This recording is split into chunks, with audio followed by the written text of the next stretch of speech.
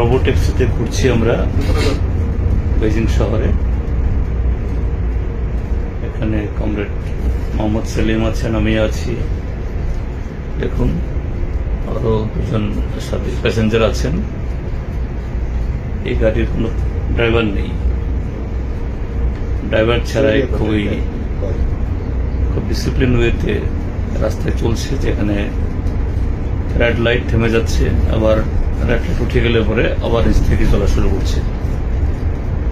এই হলো latest technology. এই টেকনোলজিতে এখানে ট্যাক্সি চলছে, এরকম ছোট বাস চলছে, আগামী দিন আরো অনেক কিছু হবে। যে মানুষ কি করতে পারে না, এটা হলো তার অন্যতম নিদর্শন।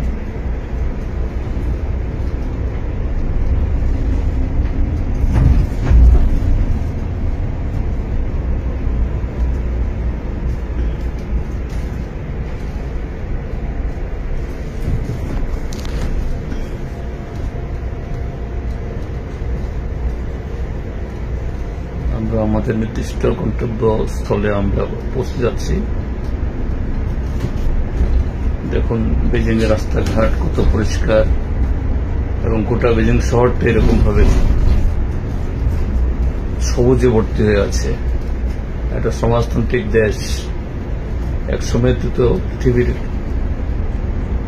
বৃহত্তম জনসংখ্যার দেশ ছিল, এখন ভারত ছাপিয়ে গেছে। তারপরও চীনের জনসংখ্যা 140 কোটি, এবং এই বেজিং শহরে তার জনসংখ্যা প্রায় 3 কোটি। কিন্তু রাস্তাঘাট, রেস্টুরেন্ট বা অন্য জায়গায় কোথাও যে বেজিং শহরে সত্যি 3 কোটি লোক আছে এটা মনেই হয় না। যে এখানে গাড়ি প্রচুর, কিন্তু কোথাও 1.5 মিনিট 2 মিনিটের বেশি ট্রাফিক জ্যাম হয় না, এমন ভাবে রাস্তাঘাট সাজিয়ে রেখেছে। এটাই